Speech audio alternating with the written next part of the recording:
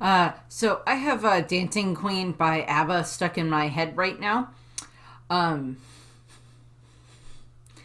Last night, my sister and I went to the Lead Center here in Lincoln, Lead Center for the Performing Arts. I've talked about it before. It's where I've gone to see, Neil deGrasse Tyson, and it's where I've gone to see, not Tim Burton, Danny Elfman, and Moulin Rouge, other various performances and speakers and stuff like that over the years. And last night, my sister and I went to go see ABBA. Okay, not specifically ABBA itself, but an ABBA cover band called Arrival from Sweden, the music of ABBA, which was still really good. They did a very good job. Very into it. There were a few times where the guitars and everything just went way too high pitched in that setting, and it just did not help anybody's ears. Or where the music went way too high and you couldn't really hear the singers, but that wasn't too often. And since it's a lot of very familiar songs, Dancing Queen, Money, Money, Money, The Name of the Game, Mamma Mia, all that other stuff, you're very much able to figure out the lyrics and everything else like that anyway. Various times where they're, interacting with the audience and getting them to, partake in this, which is just kind of fun. My sister and I very much enjoyed it. I actually binged both Mamma Mia movies before going to go last night, so that was fun too. I just like ABBA in general because they do really good music. And I'm actually going to end this. It's actually quite appropriate because in this chapter we have an attack that is kind of based off of music, and we get stuff with Brook in this chapter near the end of the chapter. And Brook is, of course, a very musically based skeleton. And there's also a couple of lyrics from another ABBA song that I will reference at the end of the chapter that kind of very much apply to this chapter. And we'll get to those. But first, we have chapter 1149, titled 1 Second. And this chapter is picking up directly where the last one left off. But first, we have a cover page, it is essentially Nami, Robin, and then Lilith and Bonnie doing a maid cafe, which are a big thing in, Japan and stuff. I know there's some that have, kind of made their way to, New York and LA and some of that type of stuff. I'm sure there's one somewhere in Las Vegas, if you ask me. My niece really wants to go to a maid cafe. I'm like, save up money to go to Japan, child. That's going to be your best bet. But they're doing a maid cafe, and then it's Luffy, Sanji, Usopp, and I think Chopper are some of the page friends that are there, and there's a sheep mink in the background that's acting like security, which is kind of fun. So it's just kind of that fun setup there of the fun maid cafes and everything. This is actually an illustration, is actually a tribute to and I'm gonna butcher their names here, I apologize. Izakaya Botakuri is the name of the manga / novel that this is a reference to. And it is by, the art is by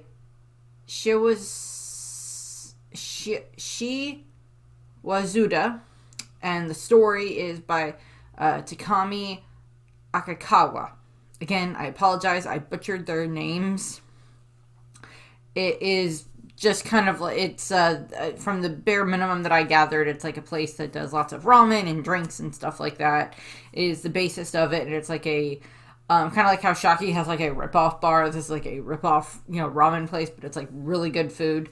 So I guess is the setup of it. And it does have a Netflix live action adaptation. I don't know if that was just starting or if it's been out for a little while, but this seems to be it's a tribute to that story. So I don't know if it's finishing up. I couldn't quite find enough details on that. But it looks cute. So that's what we have there. My main reference for maid cafes and anime is Tokyo Mew Mew or Tokyo Power or Mew Mew Power. Back way back in the 2000s is like my main reference for like maid cafes, so that's where that comes from for me. But into the chapter. So, as I said, we pick up directly where the last one left off. This is just after Scopper has blitzed past Summers, and I think in the edit here, it looks like he chopped off both of his hands, because I don't see either of Summers' hands in this scene here, because like Scopper has like blitzed by him, much to the surprise of like the Straw Hats that are right there. Nami, Jinbei, Usopp, Robin, and Brook are just like, who the heck is that guy? Now, Nami met Scopper earlier at the castle, but he called himself Yasan then, and he, didn't reveal that he was Scopper Kaban. He revealed that he was Colin's father, I believe, but he didn't reveal the former left hand of the Pirate King type of a thing. So Scopper has blitzed past Summers. He looks like he's chopped off both of his hands and then sliced him across the chest, just like we saw last time. And he is not happy, and Summers is in a lot of pain, which is a good thing, because the bastard deserves it. And so Summers has just like fallen to the ground and is just like screaming in pain. Good.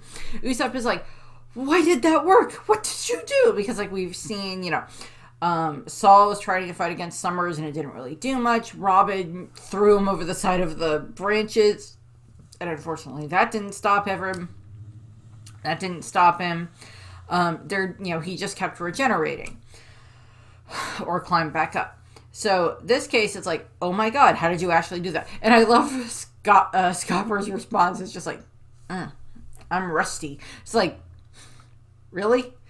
It's like him and Garp have the same reaction to like dealing major damage, like Garp coming in and doing the galaxy impact on on Hachinosu, and he's just like, I'm losing my touch. Everything's in ruins all around him. In this case, Scopper. I'm getting rusty. It's like, rusty from what? So we see him spinning his axe around again, and he whips around, is going to get ready to go and attack Summers again. Summers has managed to stand up, I guess regenerate one of his hands, or maybe he did only lose one of them, but in this picture it looks like he lost both. I can't tell. But he has another one, because we clearly see it in the next one where he's like making a barrier of briars pop up. Briar barrier is what he calls it. Pop up. And I'm assuming these are briars, his thorns and stuff like that he is like hockeyed up with armament hockey to make them more fortified.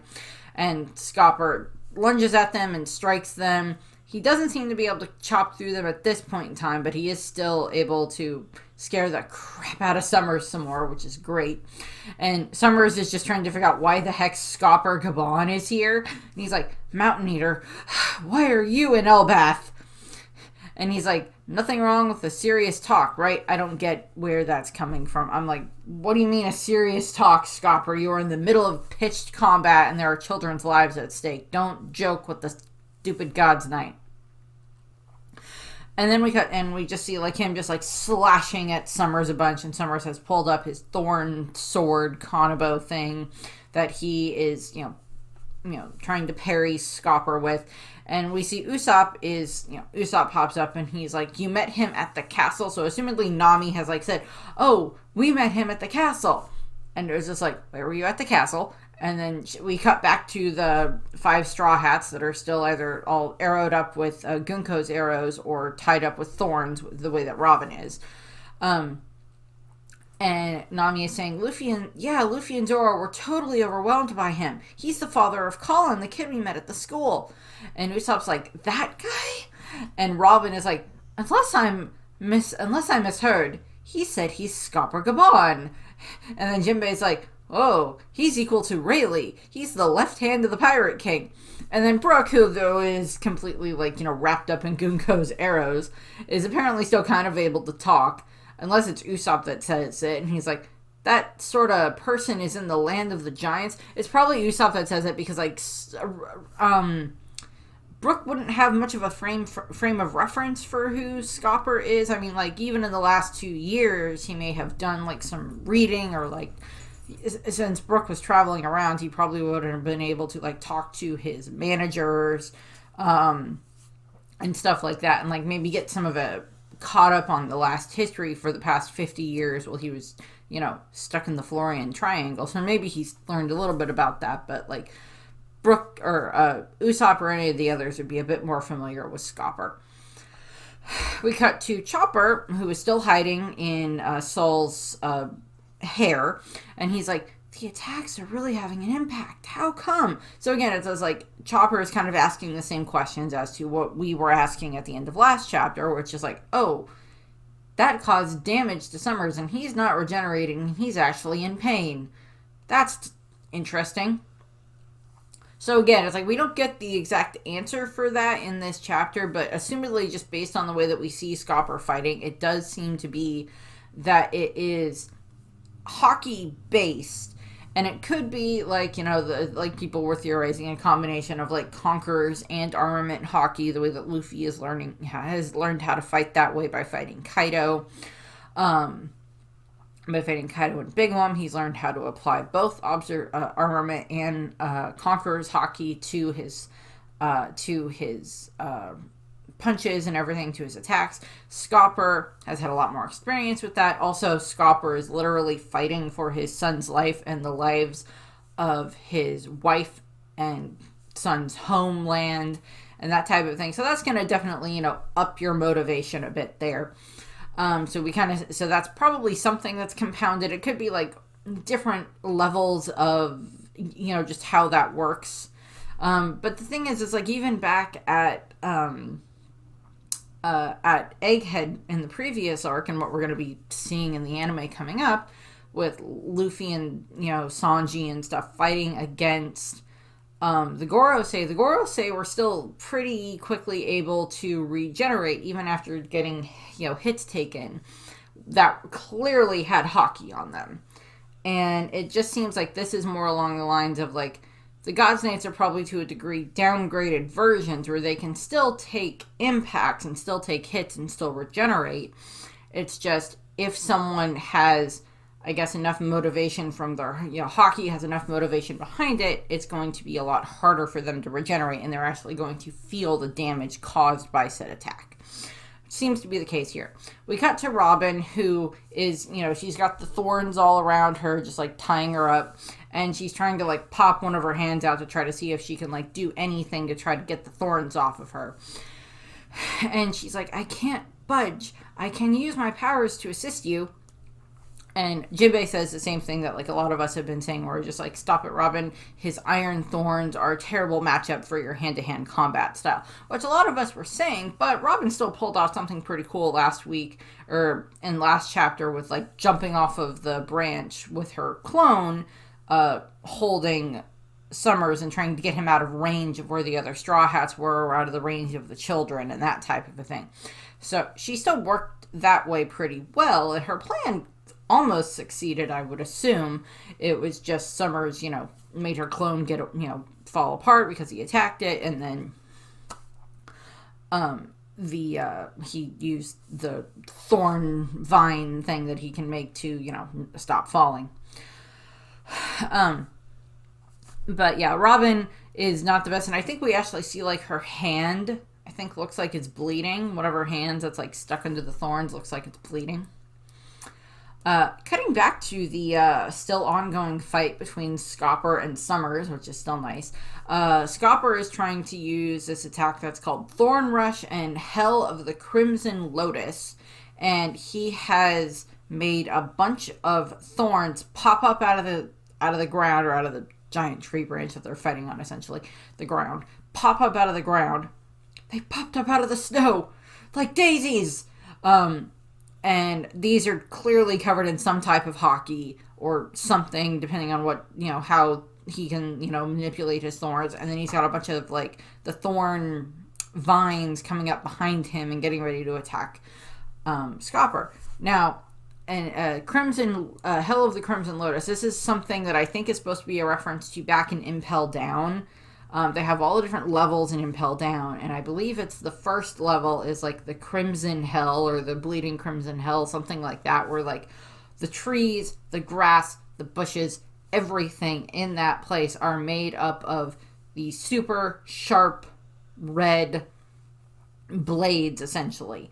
And you will get shredded just walking through here. You can try to avoid the thorns and the spikes and the slicing and everything, but it's not going to be something that's possible. The only one who really was any sort of immune to it was Buggy, because he's just like, this is just like walking on blades or whatever for me, and that doesn't affect Buggy.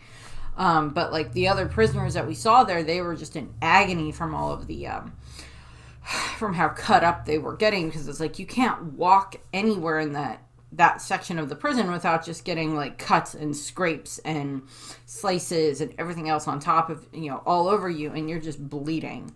So that's not fun. So this is probably a reference to that, where maybe Summers was like, I've heard about this place and Impel Down. I'm going to base an attack off of it, possibly. And he's like, there isn't even a square inch you can stand on. So again, it's trying to force Scopper into a corner.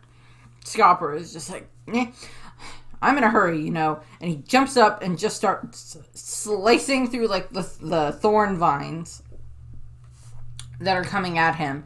And Summers is trying to get ready. One of his hands still has not reformed. Whatever hand Scopper sliced off in the last chapter looks like his right hand at this point in time. That hand is still not reformed, and Summers is, I believe, still bleeding from the other attack that he took to the chest, which leads into a very nice panel of Scopper jumping up, and he slices Summers essentially like across here, and it just slices him all of that off. Also slices his sword in half too, which is great. And Summers is clearly in pain. Always bonus if Summers is in pain. And Scopper's attack is Futuraku, is what it says. And the basic translation is, this may be a play on the words of the Entenraku, referring to the music composition for Japanese nobles. So that's just like, Summers is a world noble. He's a god's knight. This is a reference to that. And either this is something that Scopper just came up with on the fly, or maybe when we see like the God Valley flashback fully, maybe we'll see Scopper use this same attack on several god's knights. I like that idea. And then, so he sliced through Summer. Yay. And then Scopper is falling, and he's like, oh, well, I can't land here, because he like looks down and he sees like all the thorns in the ground, because these things are like at least a foot or more in how big they are. And he's just like, he like throws one of his axes down while he's holding it, and he like kind of like slices into it, and then uses that to just like kind of jump up, and then like spin through the air some more to like jump over all of the thorns. And he's like, that was close, as he jumps over that. So we see him, he has now gotten past Summers, as Summers is like currently like, he's not regenerating, he's kind of falling apart. And Scopper has dashed past him, and he's like, wait up, Colin, as he's chasing after where the others are. And Usopp, Nami, and Jinbei are just like watching on and just like, what? How did he do that? Which is funny. And they're like, he took him out. And we see them. We get a more wide shot, and we see them where they are still tied up and sitting, and then we see Summers has now fallen back into his thorns, which we're going to pay off for it a little bit. And then Scopper has like cleared the thorn area and is like chasing after where the children are, where Gunko has the children. Then we see Chopper jumps up. He is now in his his walk point, his just regular reindeer form, his true form, I guess.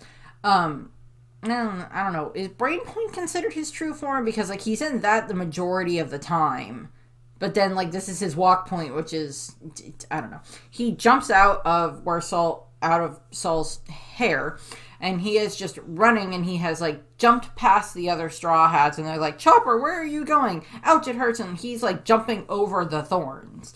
So he might be like trying to like time it where he can like try to, in like, as far as we are aware, Chopper does not know hockey.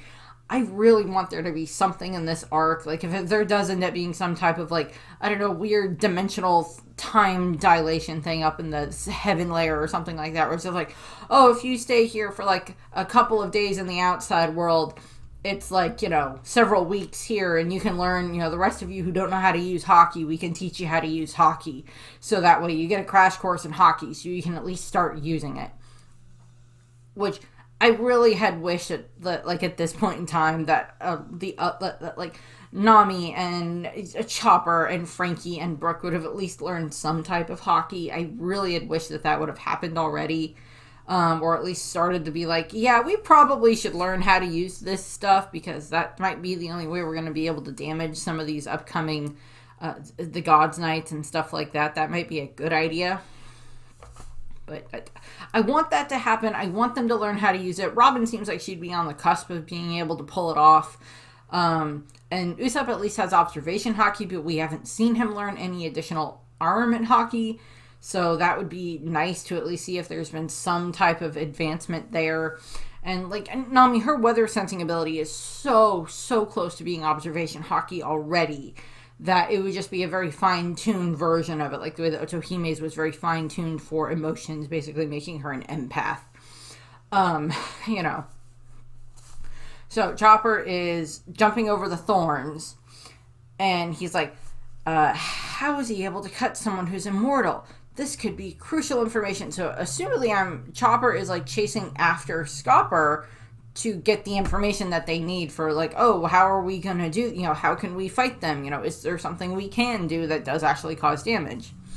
We cut away from that, and we cut back to the Walrus School and the Owl Library, and we see one of the teachers. I think it's the one that was the gym teacher, the PE teacher. I don't remember his name. I think it was it, like, Blade or something? I don't remember. Dagger. It was something sharp object based. I don't remember, I think. And he seems to be carrying all of the other students who are still asleep. So these students have not woken up yet. These kids have not woken up yet, unlike the ones that are currently in line. And given the fact that he seems to be able to touch them, these kids, I don't think, have the invisible thorns wrapped around them the way that that Colin, I don't know if Colin has those thorns around him yet, but like the way that Ilva and the others did. Still do, probably. So he's getting all the children out of the buildings. And then we see in the background that the Walrus School is already on fire. It is already burning. And we cut to Kiringham, who's like, all right, well done. And he's like looking up at, we see him closer to the school, and Angie is standing next to him.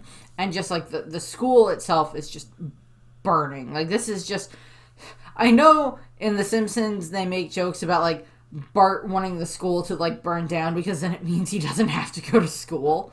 I'm like, that's not really how that works, Bart. There would be a lot worse things going on if your school burned down. But like, Angie, and we don't know how old Angie is, but like assumedly she's, already, she's been a teacher here probably almost since Saul got there, if she's like kind of one of the assistant librarians / helps as a teacher at the school type of a thing.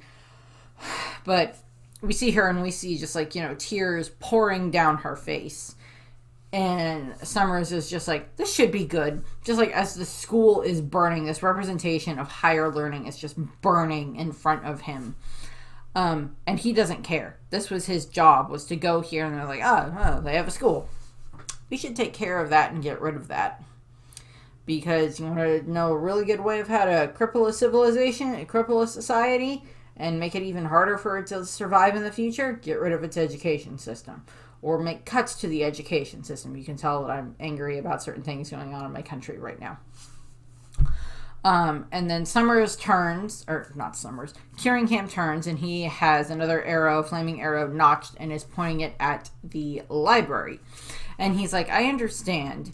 You did all you can. That's enough. As for over there, I'll deal with that. So I'm assuming he made Angie set the school on fire, because I think, in the previous scene, it looks, in the previous panel, she's like holding a torch, I think, that has like fire on it. So she's the one who, like, he made her set fire to the school.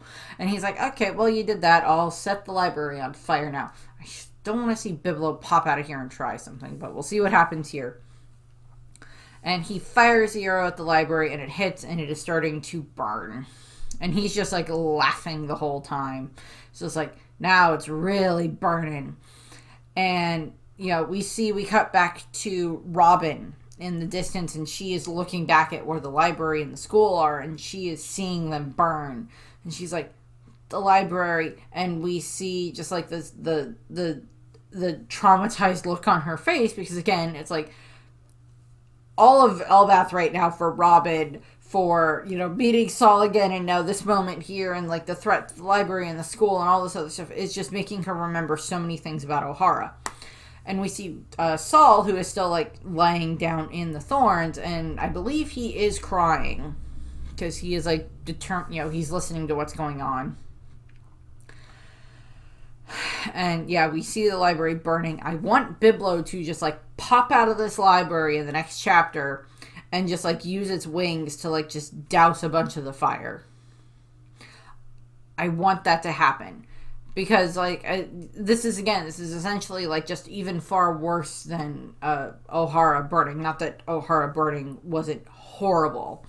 But this is just worse because it's not just the O'Hara books that had managed to survive after that because of the actions of the librarians, of the archaeologists that worked there, of Clover and Olvia and a bunch of the other, and all of the other archaeologists that worked at the library that spent their last acts were throwing these books out of the library and into the lake because they would be much better able to survive in the lake than they would in the burning library, because water damage is a lot easier to fix than being burned to a crisp and burned to ash. So this is like all of that hard work being forced to go up in smoke. And I'm hoping that I want Biblo to pop out and do something. There's all this. They're right next to the spring, so it's like if we get someone who can show, like we Jinbei was able to use his fishman karate and jujitsu and everything to like put out the fires earlier and save the kids. So there's that. But Jinbei is currently tied up, and if Luffy could very easily solve this problem, in all honesty. All Luffy would have to do is pop up from the underworld lair and just like, oh, that building is on fire, that building is on fire. Those were very important buildings. That was a library. That was a school. Those should not be on fire. And like Luffy could just like, there's the warrior spring right next to it. He could just go, gear 5th sun god form up the lake and then fire hose the library and the school and just put out it all. Probably the library would be better at surviving than the school, and like the school would probably be a lot more easily rebuilt, but the library holds all of this knowledge. And that's the other thing, is like it's the thing that we're gonna have Jarl be upset about here in a second, is it's not just all the stuff from O'Hara. It's all of these other books and texts and everything else that are from the history, from the ancestors of present-day Elbath, that have led back for however many centuries, the Harley text, all these other things that sit in this library. And I don't know if the Gods Knights know about Biblo.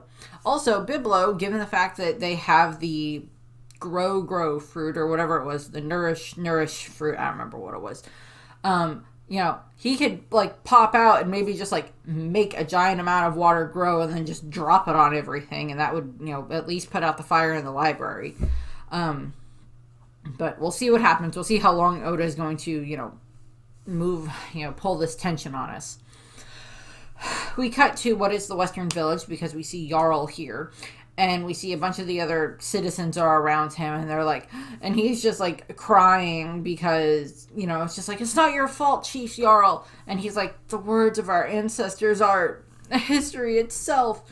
They're burning. They're being burned by these people who have come who are threatening their country and threatening their children.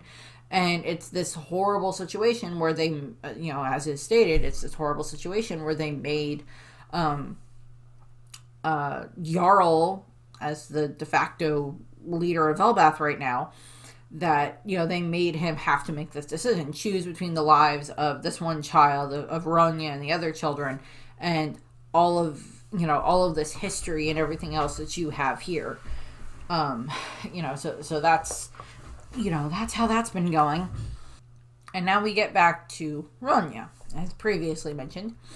And we see the arrow that she is still standing on, that is essentially making her walk the plank, with Gunko at one end and her on the other.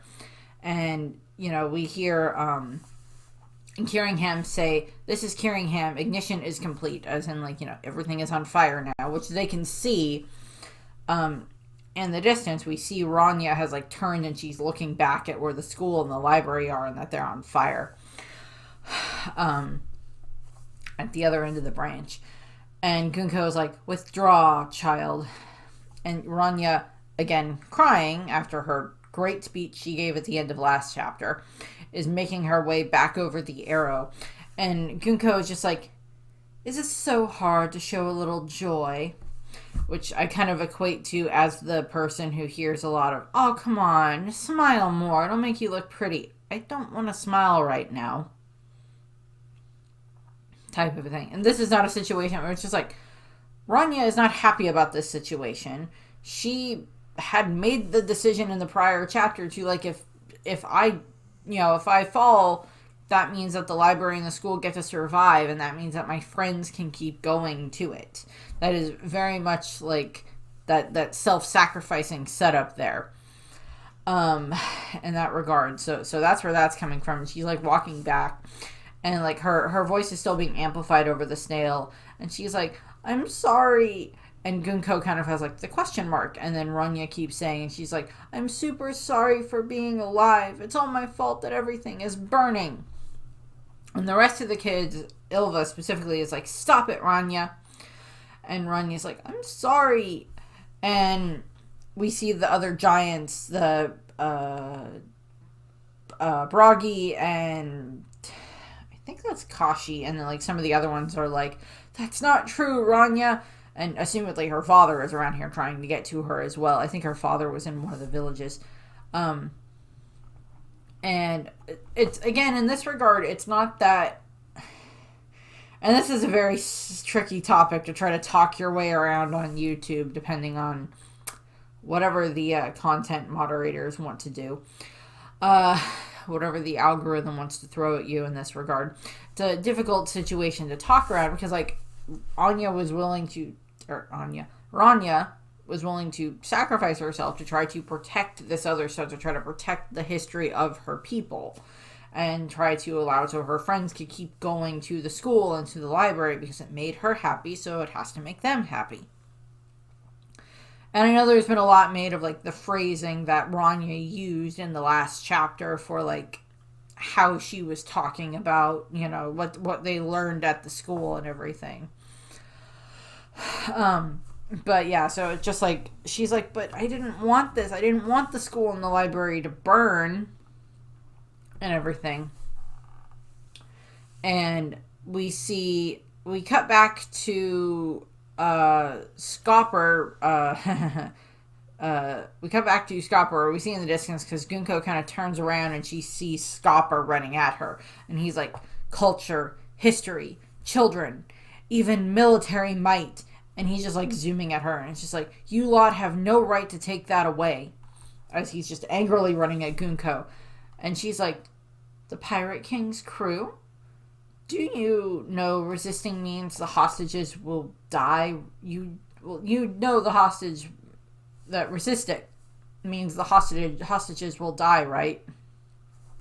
And we see all the kids are turning back, and they're like, "It's Yasan! Colin, Yasan is here!" "Huh? He's come to rescue us!" And it's and Scobber is thinking in his head, "Don't give it away, Colin, don't give it away." And of course, Colin gives it away. It's "Don't give away that I'm your father, don't give away that there's this connection, because then you instantly become the most valuable hostage here." But of course, it's kids, and they don't quite understand that. And we cut to where we see Colin next to Ilva, and Colin's like, "Dad! That's my dad, everybody. My dad is stronger than everyone else. He's here to save everybody. Hooray! And Gunko just like turns and glares and zips her way over to Colin on her arrow and is able to dodge Scopper right at the last second. And we get this great shot of Gunko having, her arrow sword and her arrow that she is on pointing directly at Colin's neck, sword directly at his neck. And he's like, get off me. And she's like, off you? If you insist. And we see Scopper is running down the arrow that Gunko is standing on. And she's like, challenging me means only one thing.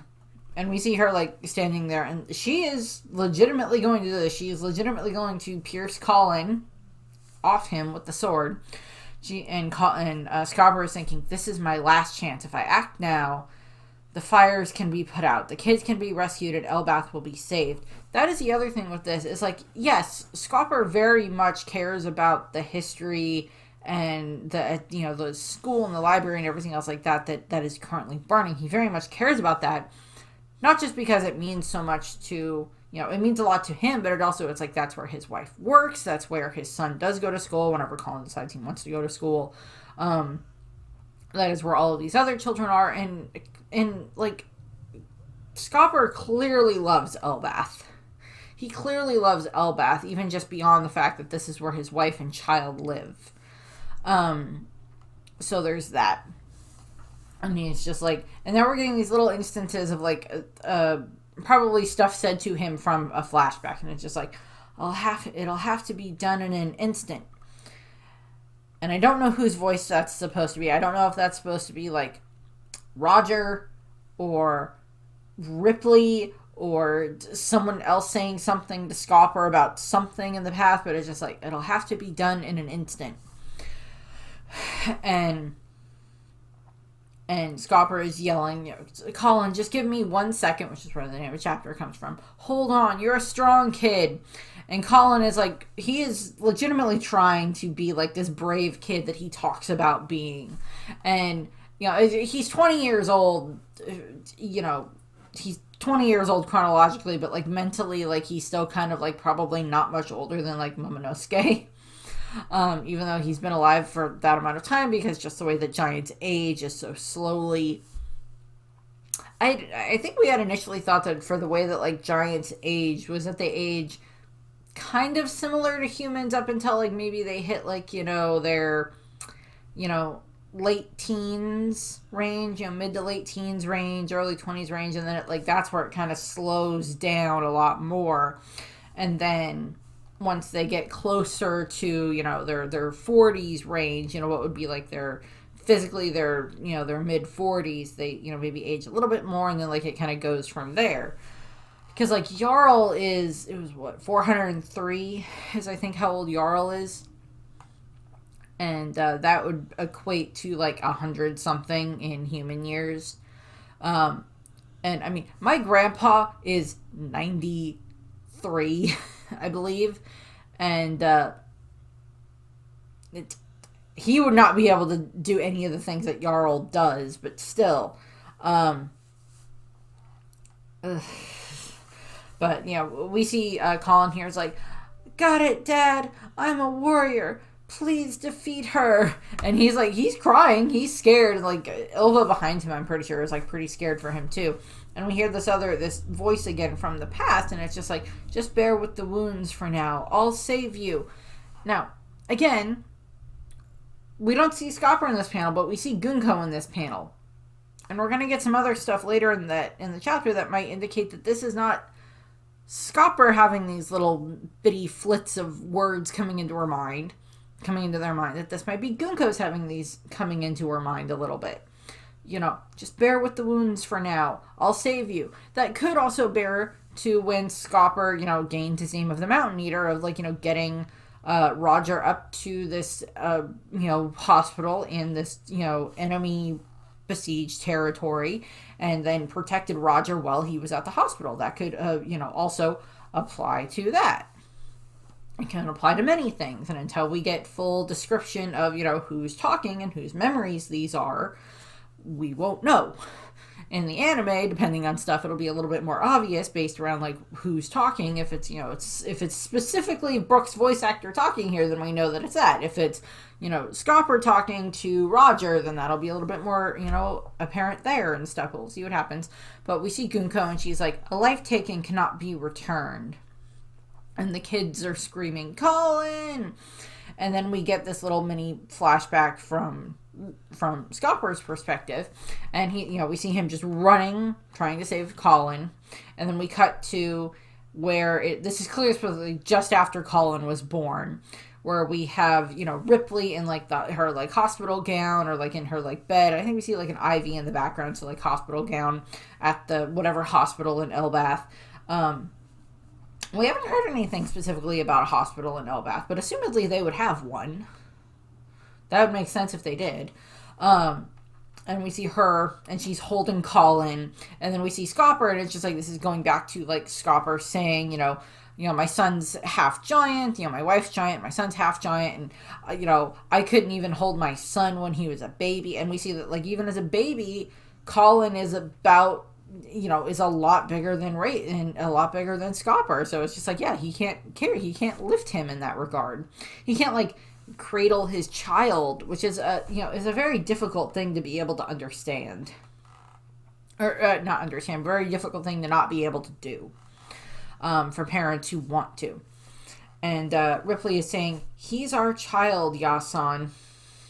And he's like, oh, he's such a big cutie. It's just like, thank you for giving him life, Ripley. This is a treasure of a lifetime. And Colin, little baby Colin is crying here. And like we see, Scopper here, and he is in just like dad husband mode. He is like so happy, so proud of Ripley here for like, you gave me this, and you gave me this treasure that I will treasure for the rest of my life. That type of a thing. And, this is 20 years ago. So this is,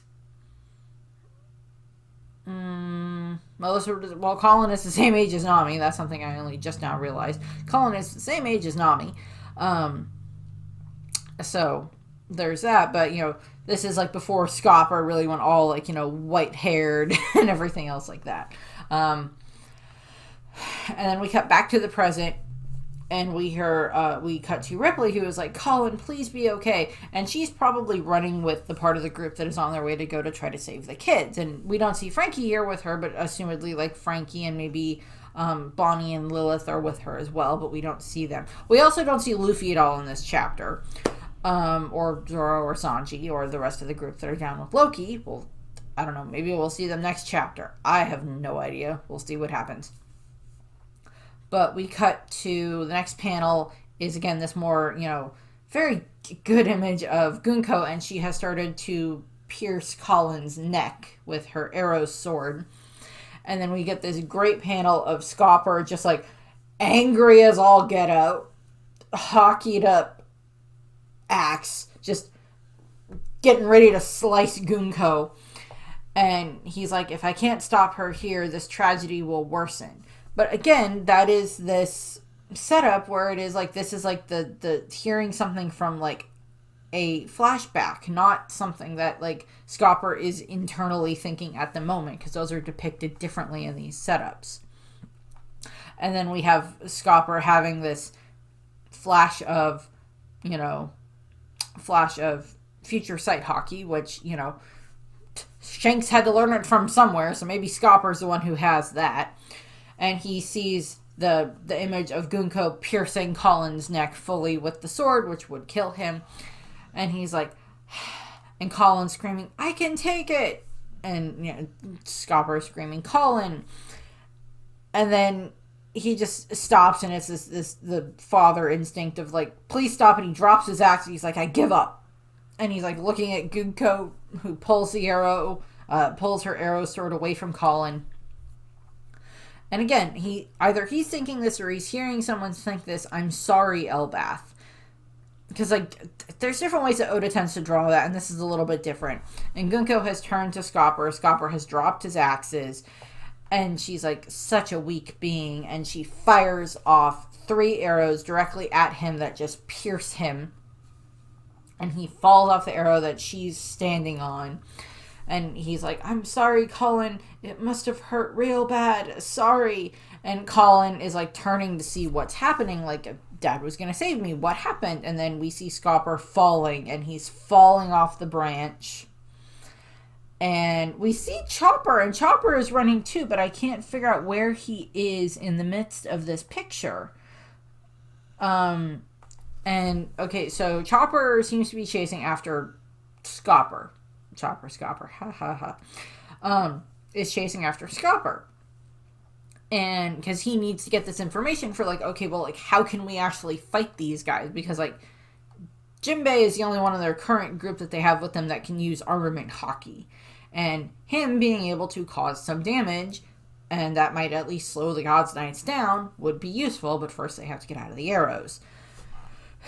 And I wonder if that would just involve peeling off the arrows. Like Luffy in giant form just goes, there, you're free. Just like peels the arrows off of them or something. I don't know. But I mean, Scopper is falling, and not to take away from like the, you know, dramatics of this situation. Scopper is falling. We'll get into that in a second. And into the final 2-page spread that we have here. And like, is Chopper going to try to catch Scopper? And maybe at least be able to do enough basic first aid to be able to get enough of an enough of an explanation out of Scopper for how they can fight against them? Is that what we're gonna get here? I'm hoping. We'll see what happens. And then we'll see what happens there. But Colin is like, Daddy, as Scopper is falling, he's just like screaming that. Which is understandable. His dad just literally fell off of a giant tree. And he's screaming, Daddy, Daddy, Daddy. And the other kids are like, yeah, son. As he's falling. And we cut to Gunko. And this is where we're going to get kind of the thing that seems to tie into Brook. And Gunko is there. And something in her seems to click. And it is this huge, and this is why I say that it doesn't, like, we can't tell if, like, all those little snippets of, you know, little bits of something from a flashback are from Scopper's perspective or from Gunko's perspective in this regard, from something relating to Gunko. Because it shifts and it's like, Father, being screamed, and we see that this is Gunko having this flashback, and there is this woman, we don't see her full face, so it's got longer hair than Gunko, and we can't see her full face, so it probably isn't Gunko, but it might be like Gunko's mother or something. And it's just like screaming father, and Gunko is just like, what is this memory, as it's just like flooding into her mind. And we see these silhouettes of Brook, clearly Brook, and a little girl. Now, assumedly this is Brook while he was still alive, before he got, you know, skeletonified and everything. And he's like, yo, as he's like holding hands with like this little girl. Again, we can't tell if the little girl is supposed to be Gunko or if Gunko is supposed to be the woman who is screaming. But it's just like this big, you know, this huge like core memory has been unlocked type of a thing. And it's just like, you see, my dream is to be a pirate. Now, is that little girl saying that? Is that Brook saying that to little girl? What is going on here? We don't get an exact explanation for that in this chapter, but there's going to be a lot of theories, I'm sure. A lot of different One Piece conspiracy theories coming for this one shortly. And we cut back to where we see Usopp, Jinbei, and Brook is still, of course, tied up. And Brook is thinking, they really do look alike. And Usopp is like, we've got to think of an escape plan. True. And Brook is like, my apologies. So it's, again, it's also is like, is this part of this flashback coming from Brook's perspective as well? We don't know. I like how everybody's like, oh, Wano is going to be Zoro's arc. And it's just like, I get a little bit about Zoro here and there, but there's other ones that get more prominently featured. And then they're like, oh, I don't know. Egghead is gonna be Frankie's arc, and it's just like, not so much. Elbeth is gonna be Usopp's arc, and then it's just like, nope. Here's Brook. It's like, okay. Oda, I will defy your expectations. I will supersede your expectations and substitute them with what I want to write. Type of thing. And Brook is looking over at where Gunko is.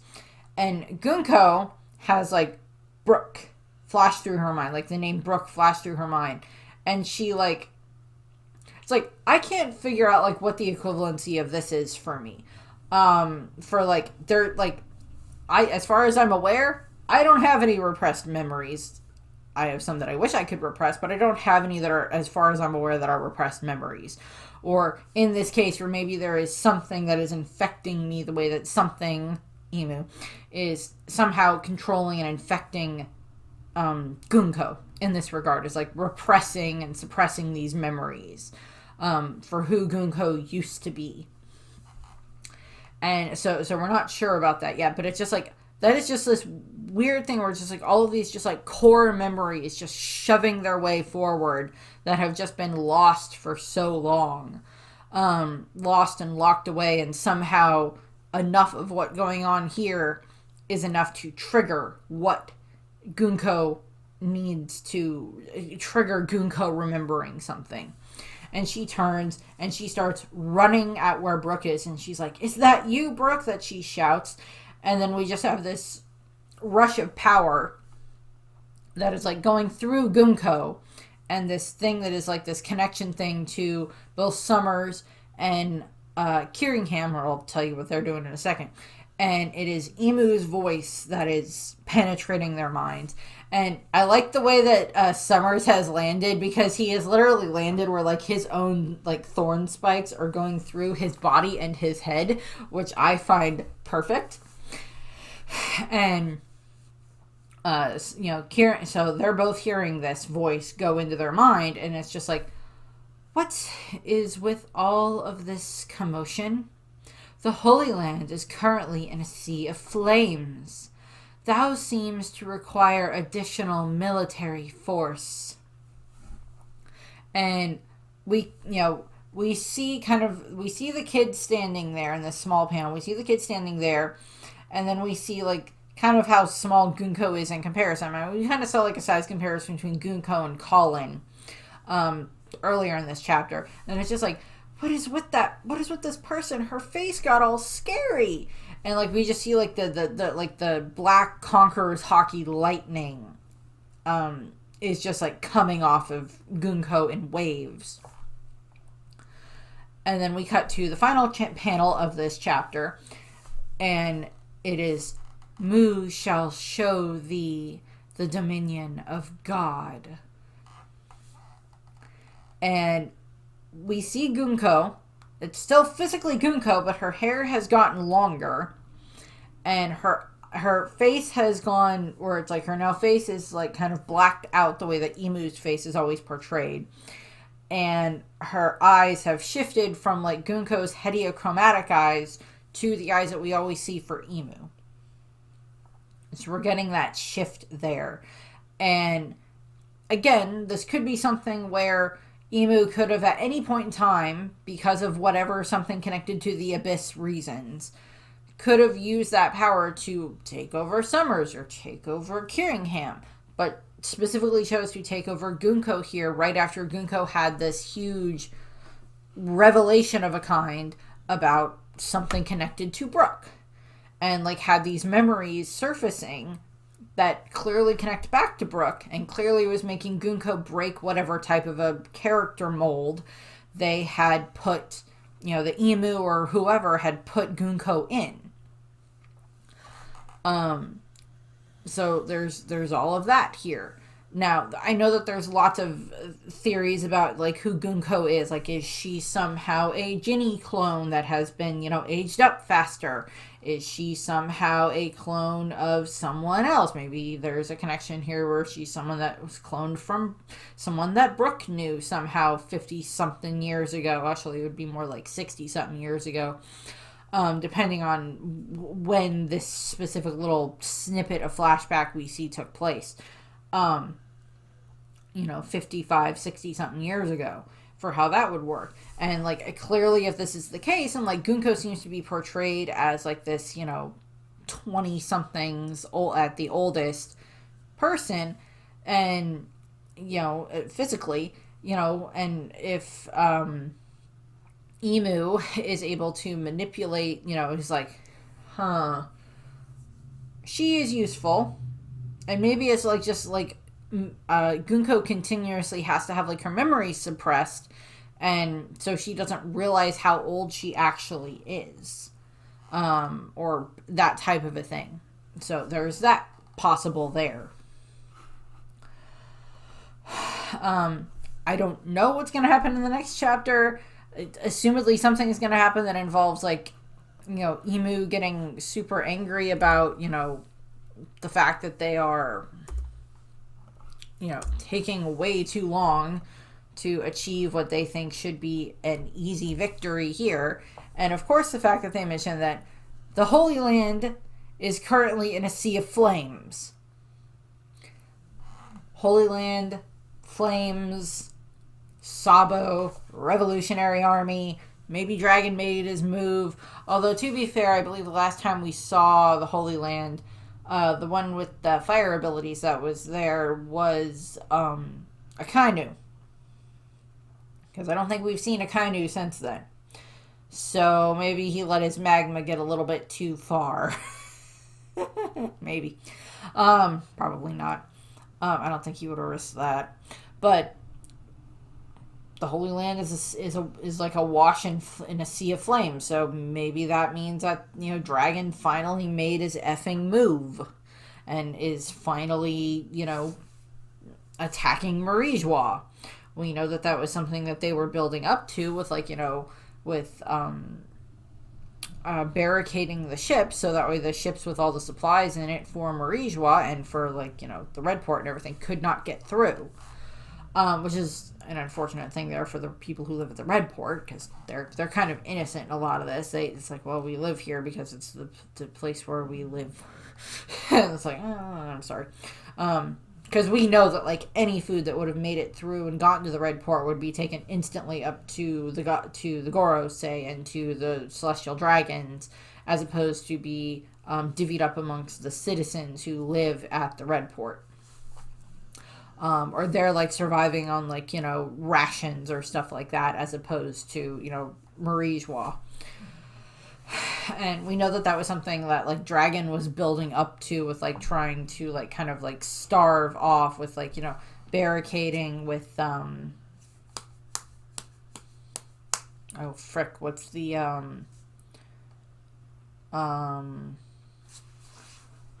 what is that term? I know there's a term for that. Sieging. Excuse me. Where they're sieging Marijois. And maybe they're attacking now. Maybe that's what's going on now, where Sabo has shown up and is just setting things willy-nilly on fire. Because I don't blame him. Maybe he is going to find St. Jalmac specifically. He's like going around to like every Gorosei, where's St. Jalmac? Where's St. Jalmac? Where's St. Jalmac? And then he eventually finds St. Jalmac. It's like, this is for my boat, and then like roasts him alive or something like that. Maybe not. I don't know. Do you think Sabo would do that? I don't know if Sabo would do that. But that's what we have for this chapter. But I wanted to finish this up with another ABBA reference because, well, it's a good song. It's not one of the songs they sang last night, unfortunately. But it's still a good song. And it's called The Winner Takes It All. And one of the stanzas in that, one of the some of the lyrics in that are, the gods may throw a dice, their minds as cold as ice, and someone way down here loses someone dear. And that is just something that very much seems to apply to this situation, where it's like Emu and the Gorosei and the Gods Knights and the Celestial Dragons, like, they don't care what happens to the people that live below them, that live in the lower realm and everything else like that. They don't care about them. It's like, oh, you're an interesting slave. I'll take you. And in another case, it's like, oh, well, oh, you're not useful to me anymore. So you roll the dice on whether or not that ends up being someone who gets to survive and, is sent back to the realm, to the lower realm, or if it's someone who, unfortunately, like Kuma's father, just gets off just because they made too much noise, even though it's like, you just shot a buccaneer slave, you idiot. Type of a thing. Those were like our really valuable slaves. But I highly doubt that Celestial Dragon ever got any type of punishment for it. Aside the, you killed my slave. Oh, you got blood all over my other one. Darn it. Type of a thing. For however that would go. But yeah, I just thought like those lines there, those lyrics about, they throw the dice and their minds just not caring about what the outcome is, because it's like, well, they're not going to lose anything in this outcome. They're just going to have, maybe I'll have one less toy. But I'll get some entertainment out of this, is like essentially like what, that part of that song is about. To be fair, the whole song in and of itself is, it seems to be more about like a broken heart, or at least that's how it's used in the first Mamma Mia movie. It's more used about like, you're the one who broke my heart, and this is kind of the way that it is. You're the one who got everything in the end, and I didn't, and I'm left here, type of a thing. If you want to hear, the ABBA rendition of this is really good. The other rendition of this, and I'm kind of more pulling for inspiration for this, is from Mamma Mia, from the movie, where it's Meryl Streep singing it. So that's a good one to look up if you want to. But that's what I have here. I thank you very much for watching. I hope you enjoyed the video, and I hope you have a nice rest of your day. Bye, and happy Memorial Day.